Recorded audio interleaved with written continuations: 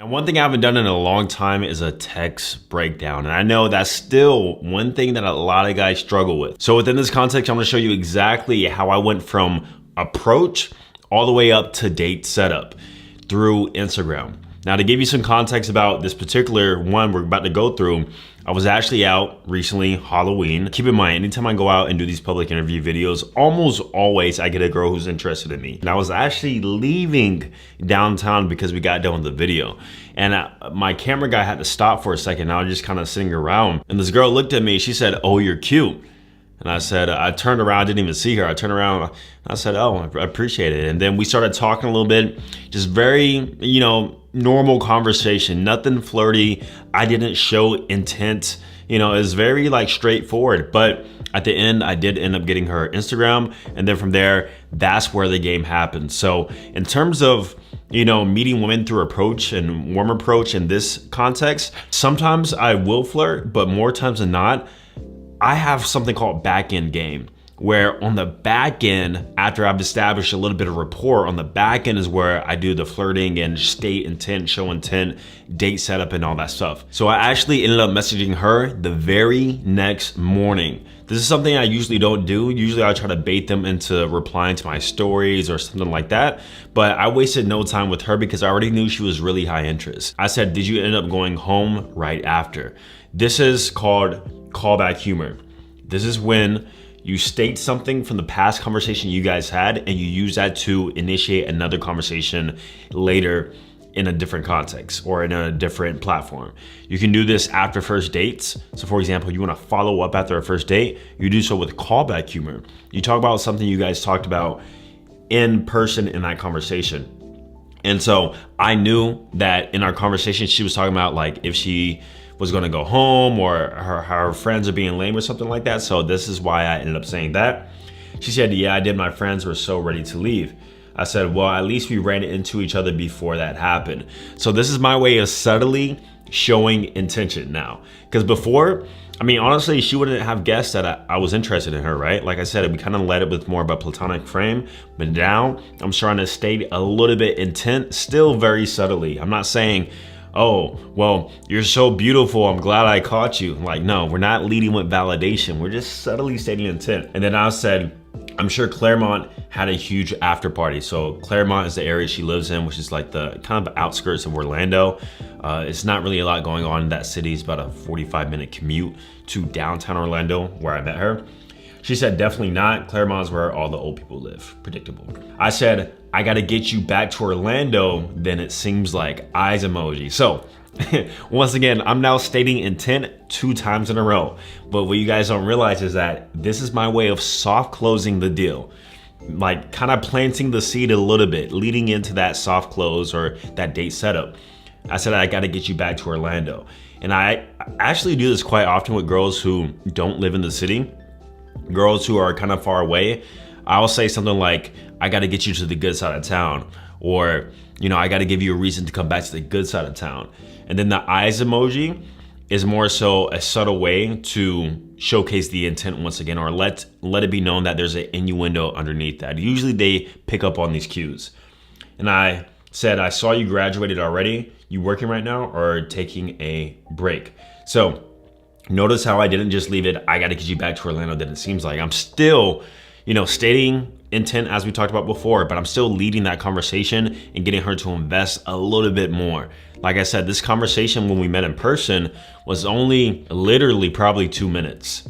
Any girl I've ever closed off conversation in person, then back in on Instagram, the conversation is always short, whether it be meeting them at the bar, club, events. I met girls through social events to where I'm at a organized event or party and we're just talking normal platonic stuff, but on the Instagram back end, that's where we have more conversation. She said, "I'm actually going to UCF for my master's. So I work and then I have internship and then school. So I'm a pretty busy girl, but yeah, I am on my shit." So here I'm kind of getting a little bit of logistics from her. And I see that, she's busy, she's working. I said, "Oh wow, busy be for real. Smart girl though. I never caught your age. I'm gonna assume 24. All right, this is text game principle 101. Instead of asking questions, try to make more assumptions or try to make guesses. I'd never caught your age, but let me guess, 24. And then keep in mind with age, with women, you always want to go lower than what you're thinking. Now she actually does look a lot younger, and I actually ended up getting it wrong. She said 23. And so the reason why I said 24 is because she's talking about how she has an internship, she's in getting her master's, all this stuff. So I assumed she was in grad school, but even then, that was a little far-fetched. Then I made a joke about it. I said 2001 was a great year. I'm 28. I find that at age 28 and late 20s overall, it's a weird age to be, because you notice that you have access to the young 20s to 24 still, but also the late 20s and early 30s. You're at that perfect age to where younger girls still would be attracted to you. I still have 22-year-olds, 21-year-olds, 20-year-olds, in the dating apps and the DMs, and they think nothing of it.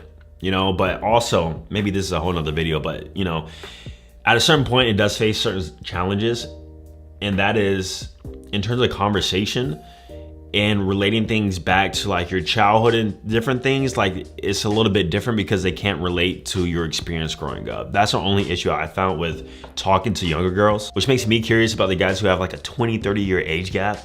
What do you talk about? What can you possibly talk about? I don't know. Then she said, LOL, was it? I said, actually 9/11, so probably not. By the way, when you're not busy, you should come join me on the good side of town. So once again, I'm leading the conversation. If you guys notice, I'm building rapport, but I'm stating intent and I'm leading. That's the main thing we want to get at here. So I've already stated how I got to get you back to Orlando, it seems like. And then I'm restating it once again because the conversation is being redirected into nonsense small talk. And so I tell her again, by the way, when you're not busy, you should come join me on the side of town. This is now fully the soft close in effect. I'm not asking her when she's free. I'm not telling her, anything regarding places we could meet or what time. I just want to gauge her level of enthusiasm, because before, when I said I got to get you back to Orlando, if we look at the last message, she never actually responded to that sort of message. She might have acknowledged it in her head, but she never responded. So now I want to for sure answer. And we got a positive response from her. She said, for sure, I'm down. So after the soft close, remember, you want to see how enthused they are about meeting you. If they say, for sure, I'm down, or I'm down, what did you have in mind? All positive signs. If they say, maybe, I'm busy, let me check my schedule, anything outside of, yeah, what did you have in mind, or for sure, then it's usually anywhere from medium to low interest. So you got to be careful with that. And that's exactly why I do the soft close. Then I said I leave for a cruise later this week for over a week. Is Wednesday night too spontaneous? All right, so whenever you are setting up a date really fast, here's a pro tip, and I told this to my coaching students and they all loved it, is that you want to frame it for being spontaneous. The reason is because sometimes if you try to set a date too fast, it might come off a little too eager. And we all know eagerness is usually unattractive, and it can present yellow to red flags. Why is this guy so eager to see me? It's kind of weird. And so always frame it by being spontaneous. I'm doing something here, but could you do this day? Or you can even ask them, are they spontaneous? If you're spontaneous, we could do this day. I said, is Wednesday night too spontaneous? She said, LOL, no, it wouldn't be, but I do work Wednesday night. All right, so we got positive response from this. So I know completely as of now, we get high interest and she's in my frame. Keeping my higher interest, everything's gonna get a lot easier. Then I said, damn, what time? She said, I get it off around 9:30 to 10. And then I said, damn, once again, Thursday night is Halloween and tonight will be real spontaneous. So here I'm using the spontaneous line again to sort of gauge, how available she can make herself without a dedicated plan. I'm kind of subtly showcasing man, tonight will be real spontaneous. I mean, if you're down, I'm down. But I didn't say that, of course, but you guys get the point. And then from there, she responded positively. LOL, I will be down to hang tonight if you wanted to. Monday nights are actually chill for me because I don't have anything going on. Boom, sealed the deal right there. Guys, how fast a woman makes herself available to you directly shows her interest. In this context, I was able to get a woman from message to close to meeting up all in the same day. All in the same day. Actually, I take that back. It was Sunday, and then we kept texting through Monday. So all within 24 hours. Point is, we tried Wednesday, and that was, couldn't work because of the logistics. She was working, but she was able to make herself available that night. If that doesn't show high interest, I literally don't know what does. And remember, it all came back down to using that spontaneity line, or saying things like, oh, it will be real spontaneous, or how spontaneous are you? Try it, use it, it's gonna work out. So from there, next part of the funnel, you guys know, once I got a date agreed, I'll send them to my number. I told her to text me, she ended up texting me. And then from there, all you gotta do is set up date logistics or send the address. You can talk on the phone for a little bit too. At that point, everything's pretty much said and done. If you met the girl in person, you actually don't even have to talk on the phone unless you wanna figure out some more logistical information. Just like that, guys, that's how you do it. And that's how I did it, from warm approach to Instagram to date setup to business meeting, all within 24 hours. Guys, if you want personal help in terms of your texting, be sure to click the link down below. Join me in my mentorship where I actually guide you and hold your hand through all these processes, not including just texting, but building your personal brand, refining your image, making yourself more attractive so that you keep and get the woman that you actually desire.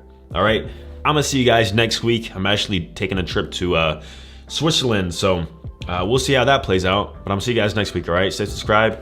Peace.